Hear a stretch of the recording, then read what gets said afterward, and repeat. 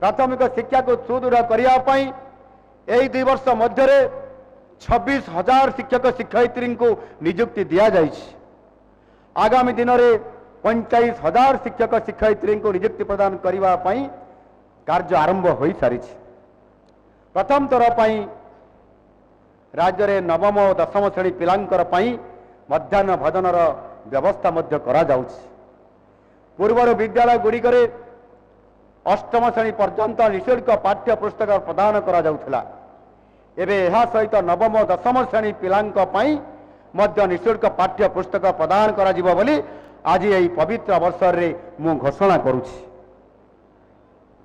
उच्च शिक्षा को आहरी व्यापक करने पई उपांत जिले में 18टी नुआ सरकारी महाविद्यालय प्रतिष्ठा सहित 4टी नुआ विश्वविद्यालय प्रतिष्ठा पाई निष्पत्ति आम सरकार नहीं। केंद्र सरकार आयुष्मान भारत प्रधानमंत्री जन आरोग्य योजना तथा राज्य सरकार निजस्व गोपबंधु जन आरोग्य योजनार मिलित कार्यकारिता जगु राज्यर 3,70,00,000 लोक अर्थात 80% लोकंकर पाई देशर प्रतिष्ठित सरकारी हॉस्पिटल रे चिकित्सित हेबा आउ स्वप्न नुहे यह वास्तव में परिणत होइछि।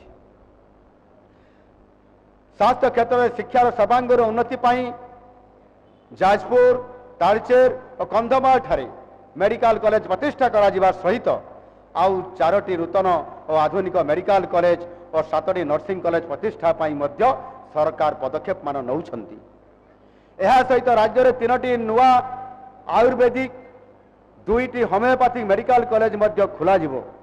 प्राथमिक स्वास्थ्य केन्द्र ठारू जिला स्तर पर्यंत स्वास्थ्य भित्तिभूमि को सुदृढ़ करा जाउछि। मोर प्रिय भाई और भौणी माने आम पाई चाषी माने केवल कृषक नुहंती सेमाने होउछंती आम पाई अन्नदाता। तांकर आय वृद्धि नहेले राज्यर अर्थनीति सुदृढ़ होई परिबो नाही।